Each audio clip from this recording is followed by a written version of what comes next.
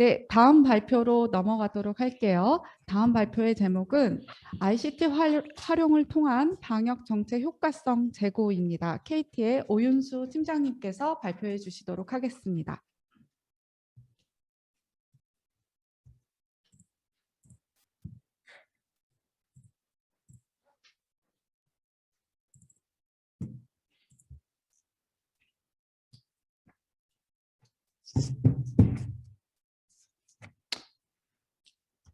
안녕하십니까. KT 경제경영연구소 오윤수입니다. 앞서 사례 중심으로 저희 KT 민간 ICT 활용 사례들 다 설명 잘 들으셨을 텐데요. 이번에 제가 말씀드릴 내용은 일반적인 상황에서 적용 가능한 ICT 활용을 통한 그 감염병 발생 억제와 그 ICT 기여 사항들, 그 해외 사례 중심으로 해서 설명을 좀 드리고자 합니다. 먼저 한국 사례를 좀 설명을 드리고요. 그리고는 ICT 기반 감염병 대응 단계별 준비 사항들 말씀드리고자 합니다.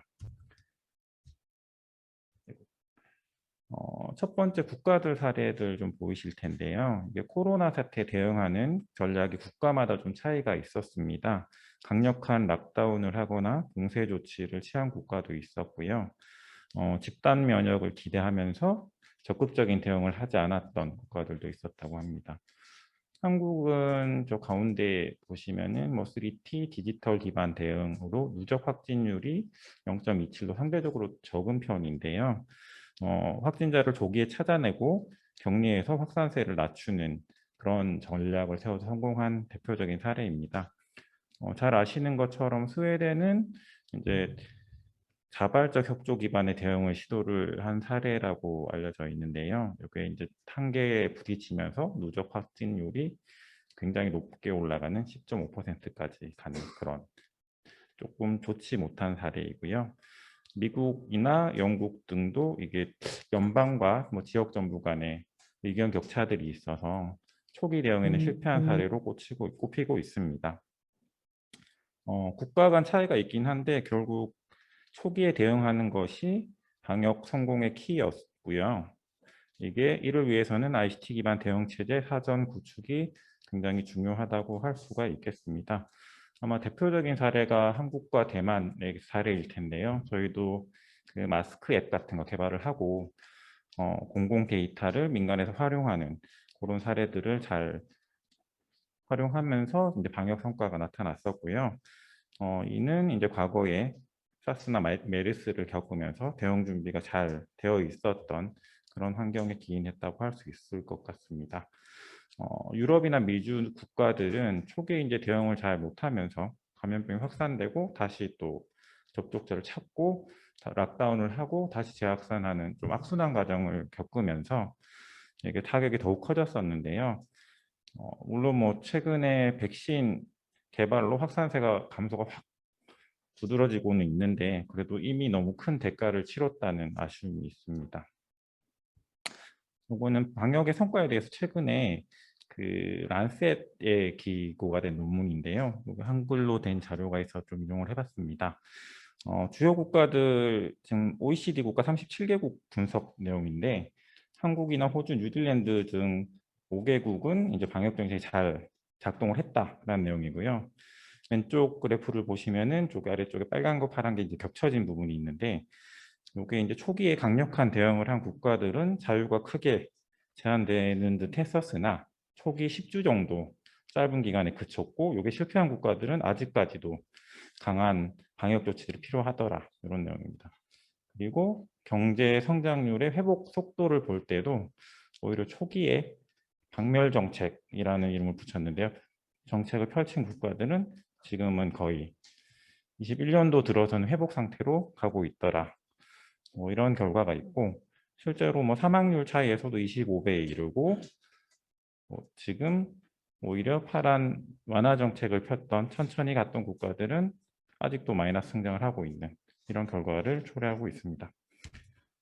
앞서 말씀드렸던 게 이제 한국의 3T 전략이라고 하는데요. 테스트, 트레이스, 트리트의 그러니까 검사, 추적, 치료까지 이어지는 ICT 기반의 전략을 한국은 좀 세워서 K-방역 시스템으로 설명을 한 적이 있습니다.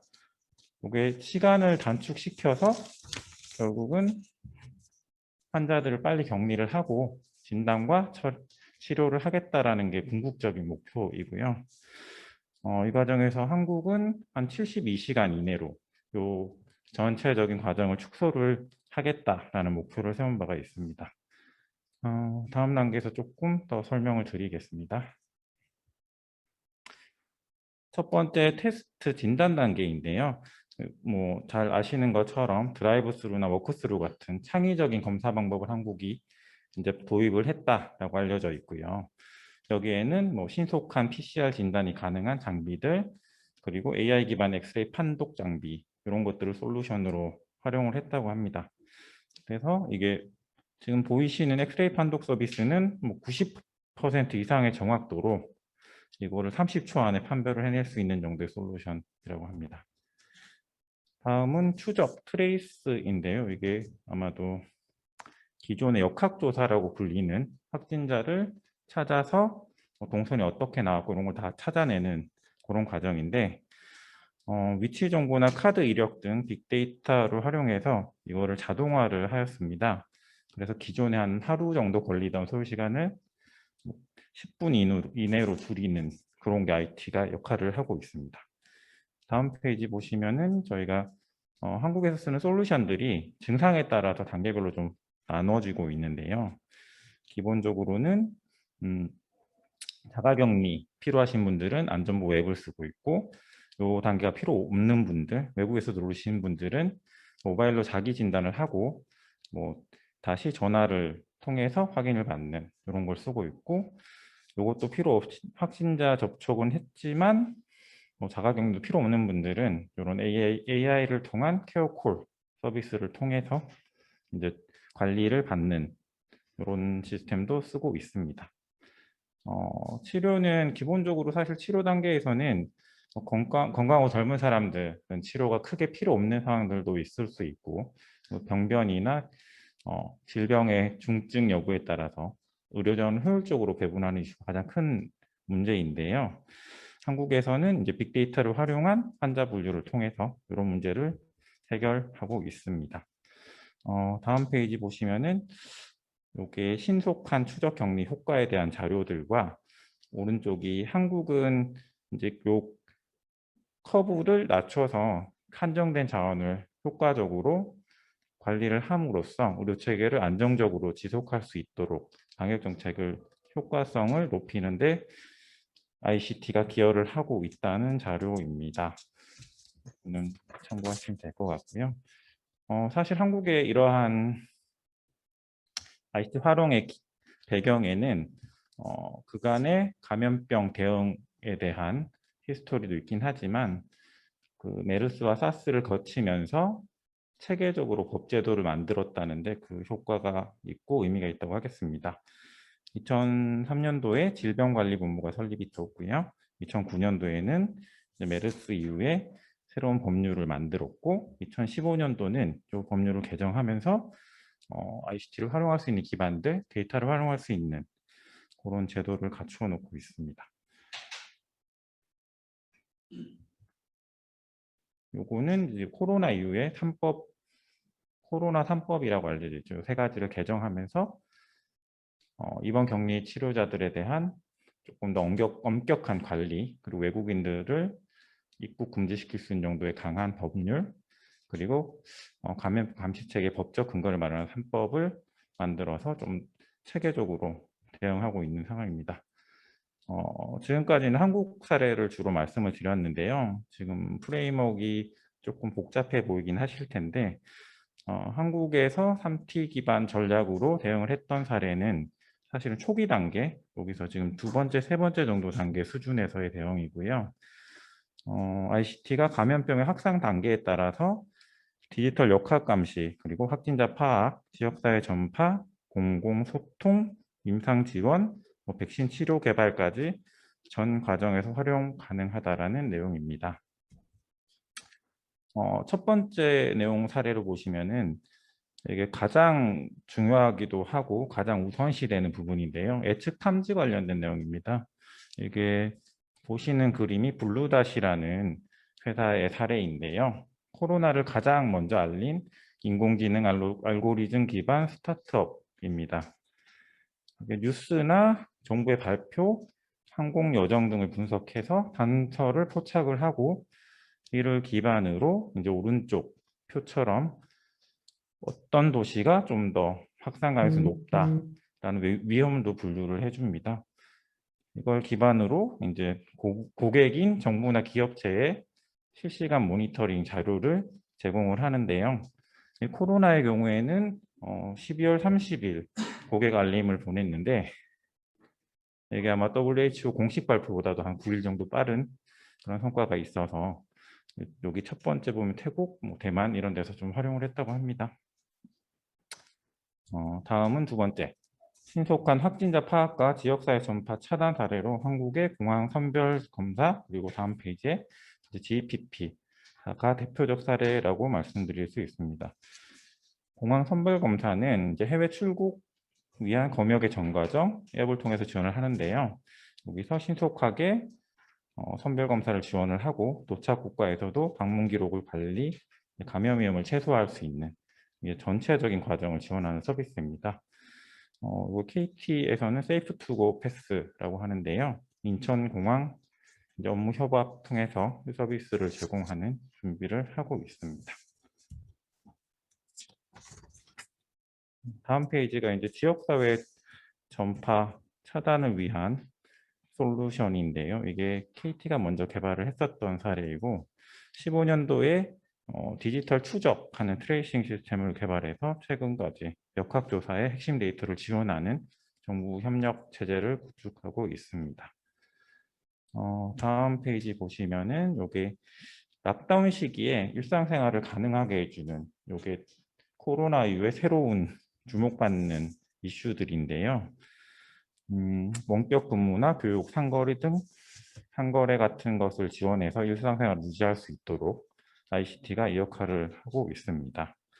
코로나 블루 극복도 필요하고 일상실 역할이 더욱더 중요한 시기라서 아까 보셨던 로밍 에그 사례처럼 온라인 교육도 지원을 하고 민간에서는 이렇게 오른쪽에 보시면은 다양한 형태의 솔루션들로 에듀테크 스타트업들이 활동을 하고 있는데 이런 교육 플랫폼들은 팬데믹 이후에도 좀 더 역할이 커지지 않을까 전망이 되고 있습니다. 다음 페이지는 원격 의료 관련된 내용인데요. 이게 텔레답 사례를 왼쪽 사진으로 넣어놨는데 이게 코로나 이후에는 이제 의료기관 디지털화도 훨씬 더 강화될 것이고 실제로 아까 말씀드렸던 것처럼 팬데믹에 따른 의료 시스템 마비 때 이 원격 의료를 통한 의료 환자의 분산이 결국은 그 방역 체계나 의료 시스템을 지킬 수 있는 데 기여를 할 수 있는 가장 큰 역할을 합니다. 그래서 이제 이를 통해서 병원을 방문할 필요가 없는 환자들 아니면 더 분산시킬 수 있도록 체제를 준비하고 있습니다. 이게 마지막 단계이긴 한데요. 보면 백신 개발 이번에 mRNA 백신을 최초로 이제 개발했다라는 보도 많이 보셨을 텐데요. 이게 1년이라는 단기간에 한 것도 결국은 ICT의 역할이 컸다라고 할 수 있습니다. 지금 코로나 백신이 콜드체인이라고 차가운 온도를 유지해서 공급을 해야 되는 그런데도 ICT가 활용이 되고 있고요. 실제로 보이는 세 군데 사례에서도 AI를 통해서 백신 치료제 개발을 활용했습니다. 마지막 장표입니다. 이게 앞서 소개된 사례들 기반으로 이제 팬데믹에 대한 준비, 신속한 대응이 감염병 효과적 차단과 회복의 핵심 역할을 할 수 있다고 말씀을 드렸는데요.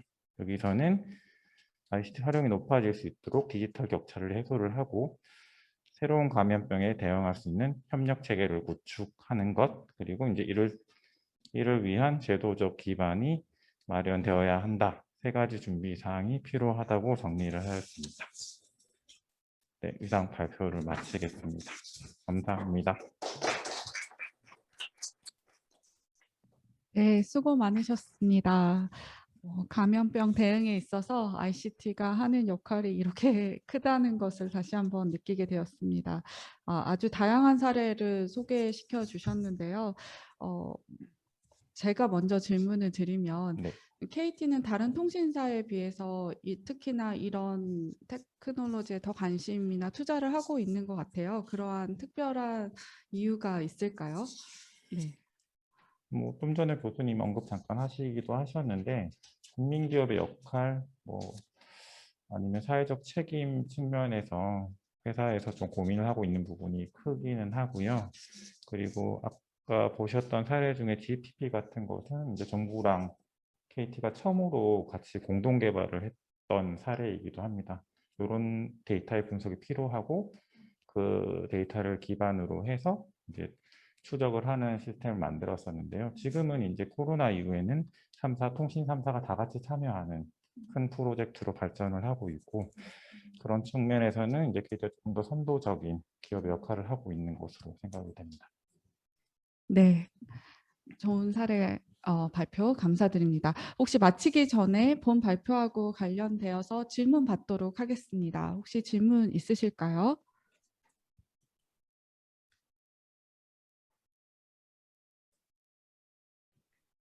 네, 없으시면 이상으로 본 세션을 마치도록 하겠습니다. 네, 참석해 감사합니다. 주신 모든 여러분께 감사드립니다. 수고 많으셨습니다.